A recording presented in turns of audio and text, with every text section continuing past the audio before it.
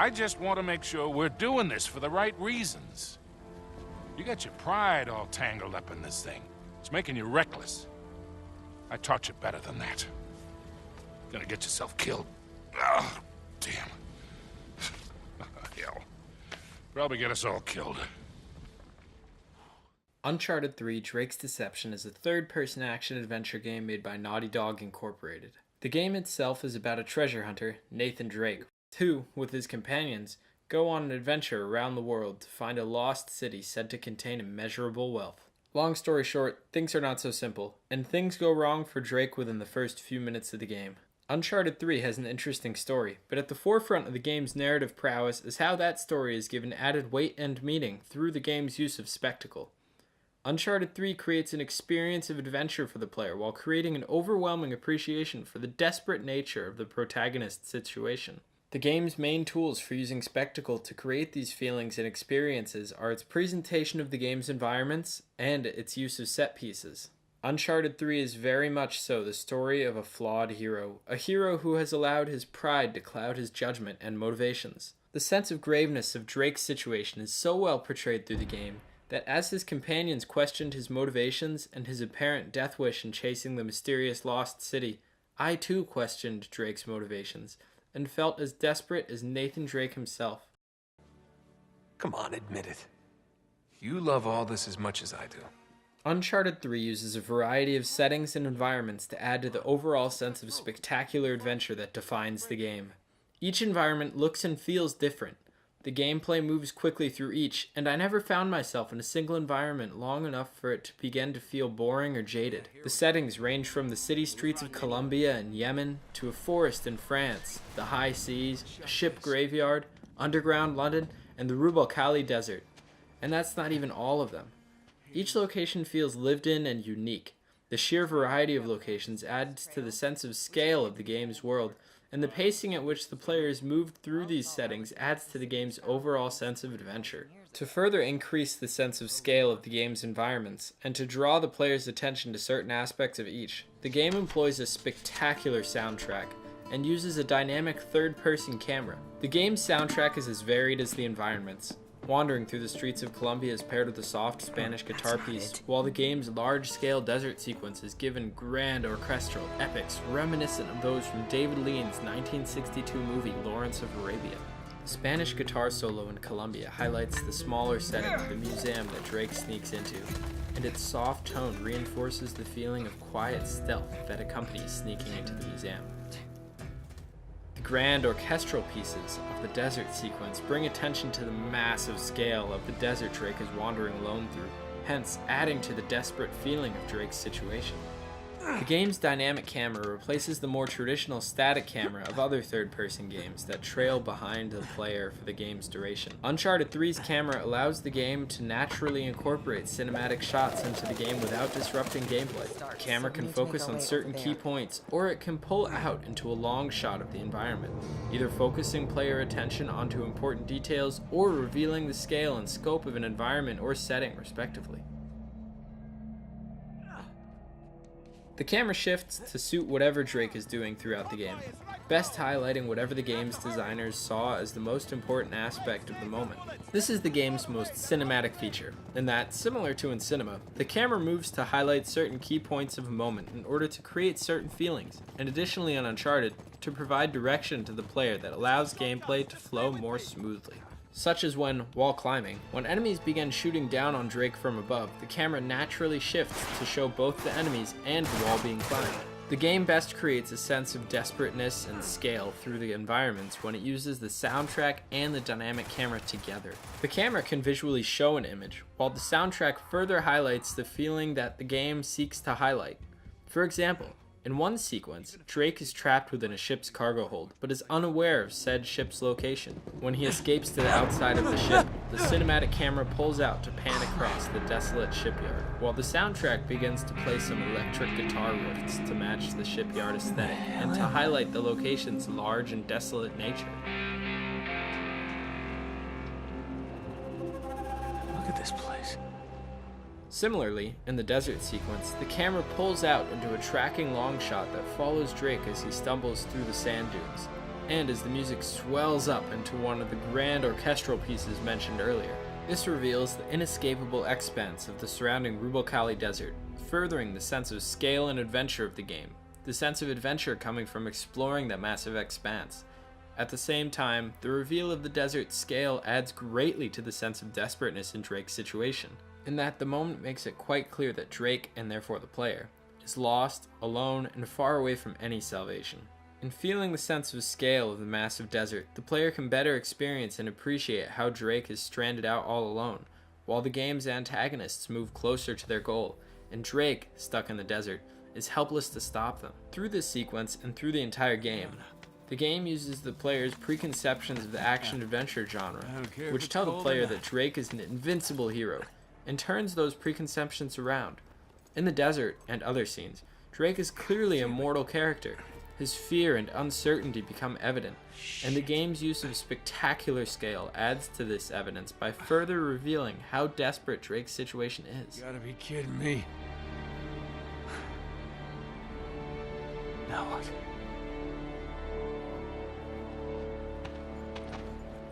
Uncharted 3's most obvious use of spectacle is its set pieces. A set piece is an orchestrated and constructed sequence that offers a viewer or player, in this case a player, a high-intensity experience of overwhelming emotion and action. Set pieces provide a massive sense of scale for both the environment and the destructive nature of the game's antagonists. They emphasize a different form of enemy, a brutal enemy that is merciless to the point that the player can begin to, alongside Drake's companions, question the motivations behind Drake's apparent death wish. The game's set pieces come in great variety. Throughout the game, Drake has to survive a burning building, a sinking cruise ship, a collapsing castle, and being thrown out of a cargo plane, just to name a few. The escalation of scale of these set pieces throughout the game, and the sheer variety, prevents the pieces from becoming jaded or boring. As each occurs, they are exciting and desperate in their own right. Many of the game's more standard fights are characterized by an openness that allows players to complete them with a variety of gameplay types, be it melee, run and gun, punch out, sniping, pure stealth, explosive mayhem, or anything in between. The game does not formally reward any one form of gameplay, thus allowing players to seek out their own rewards in their favored playstyle, and to invent different strategies for each battle. The set pieces, however, are made up of scripted action sequences that play out in a much more linear fashion. In order to not break the feeling of the open playstyle that the rest of the game allows for, the makers of Uncharted had to overcome a problem that has plagued the medium for years, which has almost always been solved with QuickTime events. QuickTime events occur when a player is prompted to press a button, which will cause a certain animation to occur. QuickTime events are often used when a game does not allow for certain actions to be carried out normally by the player, and thus have said actions carried out in the form of a cutscene. The button prompts that make this cutscene a QuickTime event are added to give the player some sense of connection between their inputs and the character's actions, but really they have little to no control over their character. To better understand this concept, let's look at God of War. God of War has game mechanics that allow players to use Kratos' blades to climb and his chains to swing, but the mechanics are not intricate enough to allow players to quickly and gracefully scale the side of an enemy, leap into the air, swing across them, and perform intricate takedown moves. So when this happens in God of War, the game designers had to reduce this set piece to an interactive video in which Kratos carries out the actions as players press buttons when they are prompted to, and thus a QuickTime event is born. The designers of Uncharted 3 ensured that their game's mechanics would allow for a variety of actions and settings that could occur in the game's set pieces, thus allowing players to actually play through set pieces as they would the rest of the game, creating the great connection between the game's standard gameplay and its set pieces, while still allowing for enough of a difference to give the set pieces their standout flair. Drake's deception provides motivation for the player to complete each action and move through each scripted set piece, rather than telling the player explicitly that they have to do an action. For example, in one sequence, Drake finds himself thrown out of the back of a cargo plane and just barely managing to grab hold of some cargo netting coming out of the back of the plane. On the cargo netting ahead of Drake is an enemy making a last desperate attempt to shoot Drake. Later in the set piece, the cargo plane will rip in half and Drake will be thrown out of the side. But for this to happen, Drake must be in the plane. So naturally, the player must climb up the netting, take out the enemy, and get back into the plane. If they do anything else, Drake would never be in the plane so that he could be then thrown out of it. In this moment, the player has full control over Drake. so they technically don't have to climb back into the plane. But that would clearly just lead to Drake's death, either from getting shot by the enemy ahead or by falling to his doom. The player's only clear path of action, which players are directed to by the cinematic camera facing the enemy and the open cargo hold of the plane, is to climb up the netting, take out the enemy, and get back into the plane, as intended. And so, that is what the player will probably do. The intended path of action through each set piece was generally obvious enough, and I was never left dying repeatedly wondering what I was supposed to be doing. The set pieces are cleverly designed enough, and the motivations effective enough, that I almost always chose the path of action that would move the set piece forward, and in doing so, I felt more as though I had made my own decision to do something, rather than just a feeling that I had pressed the proper combination of buttons to cause a scene to play out on the screen. In the previous example, although technically to move the game forward I had only one choice of action, climbing up the netting, taking out the enemy, and going back in the plane, because I was, in that moment, controlling all of Drake's actions, when I did climb up the netting, take out the enemy, and climb back into the plane, I felt as though it was indeed my decision to do so, and that I had carried out the action, not as though I had pressed buttons and watched as Drake carried out the actions. This illusion of choice also adds to the overall sense of scale of the game's world. While hanging out of the back of the cargo plane, because I believed I had the ability to jump off to the left of the plane, I had a sense that there was a world to my left, and to my other sides as well, which, without the game actually providing any extra physical world for me to explore, gave the sense that the game's world was much larger than it actually was.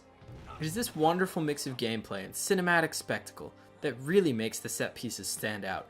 They do everything they should, create a massive sense of scale and spectacle, excite the player, be filled with action, keep the pacing of the game lively and adventurous, but they do all of these things without feeling at all out of place or separate from the game's normal gameplay.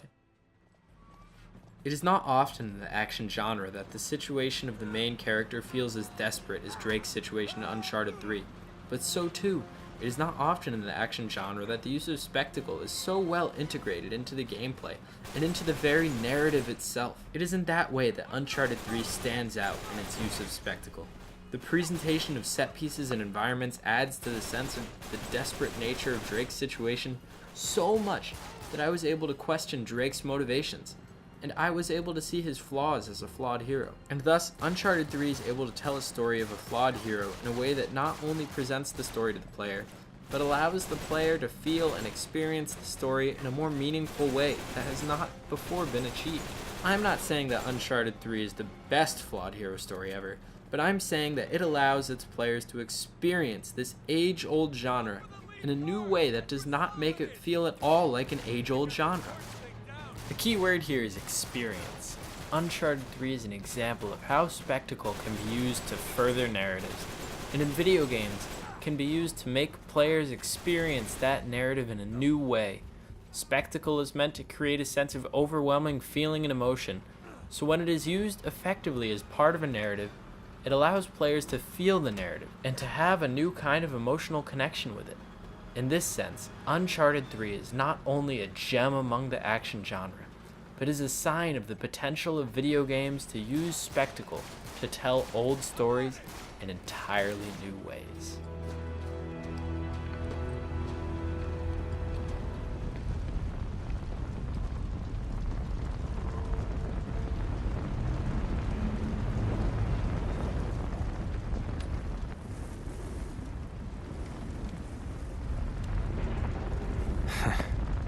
Perfect. Here we go.